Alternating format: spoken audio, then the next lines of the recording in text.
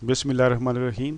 bslearning.com की online English learning classes के सिलसिले में आज हम आपको कंटिन्यूस टेंसेस के बारे में बताएंगे। याद रखें, कंटिन्यूस का मतलब भी यही होता है कि चीज़ का जारी रहना, कंटिन्यू होना। ये कंटिन्यूस होता है, ये कंटिन्यूज नहीं पढ़ा जाता।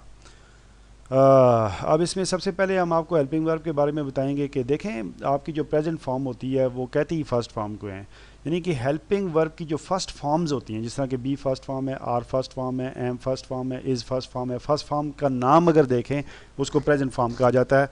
वर्ब के चैप्टर्स में हमने इसकी बड़ी वजाहत की है, आप उसको भी देख लीजिएगा। तो जब भी किसी भी टेंस में हेल्पिंग वर्ब की फर्स्ट फॉर्म इस्तेमाल होती हो तो याद रखें वो प्रेजेंट का टेंस होता है।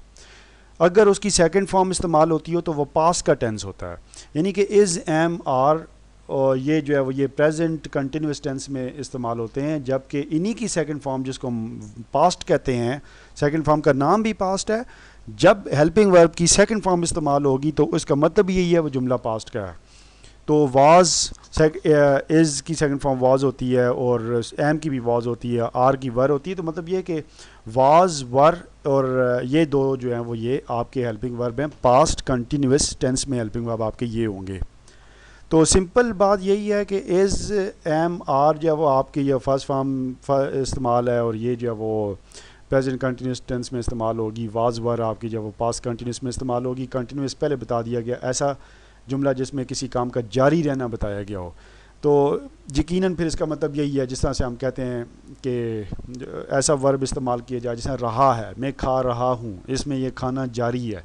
मैं काम कर रहा हूँ, वो खेल रहे हैं, मतलब ये कि ये काम जारी है। इसको इसके लिए आईएनजी की फॉर्म हमेशा जब इस्तेमाल की जाती है, जैसा यहाँ पे आपको बताया गया कि आईएनजी की फॉर्म जो है वो यहाँ पे हमेशा इस्तेमाल की जाती है। आईएनजी की फॉर्म को प्रेजेंट पार्टिसिपल भी कहते हैं। ये हमेशा कंटिन्यूस चीज़ को ज़ाहिर करती है, ये चीज़ को जारी रहने के बारे में उसको पॉइंट आउट करती है।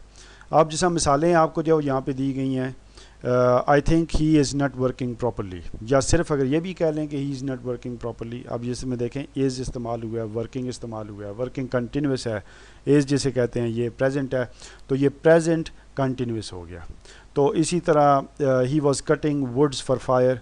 अब जब वो यहाँ पे कटिंग जो है वो ये कंटिन्यूस है, यानी कि चीज़ का जारी रहने की तरफ इशारा कर रहा है, और वॉज जो है वो ये पास्ट की तरफ इशारा कर रहा है। तो मतलब ये हुआ कि आपका ये पास्ट कंटिन्यूस है। ये इज़ जो है वो ये हेल्पिंग वर्ब की फर्स्ट फॉर्म थी, ये प्रेजेंट कंटिन्यूस होगा, और ये हेल्पिंग वर्ब की वॉज जो है वो सेकंड फॉर्म है, ये पास्ट कंटिन्यूस है। इसी तरह फॉर्म ऑफ द वर्ब के बारे में बता दिया गया है। अब उसके बाद जो है वो कि आईएनजी इस्तेमाल होगी जिसमें, और फ्यूचर कंटिन्यूस टेंस में आप जो है वो विल और शेल का इस्तेमाल करते हैं। आई और वी के साथ विल इस्तेमाल होता है, जिसको फर्स्ट पर्सन प्रोनाउन भी कहते हैं। फर्स्ट पर्सन प्रोनाउन की डिटेल में हमने जो है वो आपको प्रोनाउन के जो चैप्टर है उसमें हमने आपको बताया, वो आप देख सकते हैं। और अदरवाइज जो वो ही और वी के अलावा जितने भी आई और वी के अलावा जितने भी सब्जेक्ट्स हैं, उन तमाम के साथ जो वो हमेशा विल इस्तेमाल करते हैं।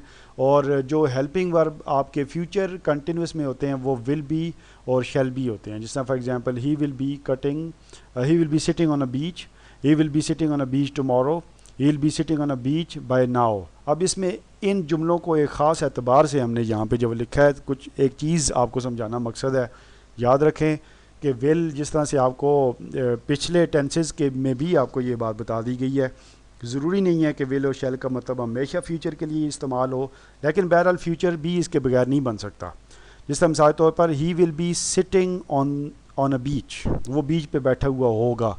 ये देखें, ये फ्यूचर की बात नहीं है कि वो बैठा हुआ होगा, मतलब ये कि हो सकता है वो इस वक्त बैठा हुआ हो। जिस तरह एक आदमी आपके सामने नहीं है तो आप कहें वो किधर है, तो आप आगे से कहें जी कि will be sitting on a beach, के वो बीच पे बैठा हुआ होगा। तो ये फ्यूचर की बात नहीं हो रही है असल में। अगर हम यहाँ पे टुमारो लगा देते हैं, will be sitting on a beach tomorrow, तो फिर तो डेफिनेटली ये फ्यूचर की बात बन गई। अगर आप इसको वाज़े अंदाज में प्रेजेंट की बनाना चाहते हैं तो फिर आप ये भी कह सकते हैं कि will be sitting on a beach by now, वो इस वक्त जो है वो से बीच पे बैठा हुआ होगा।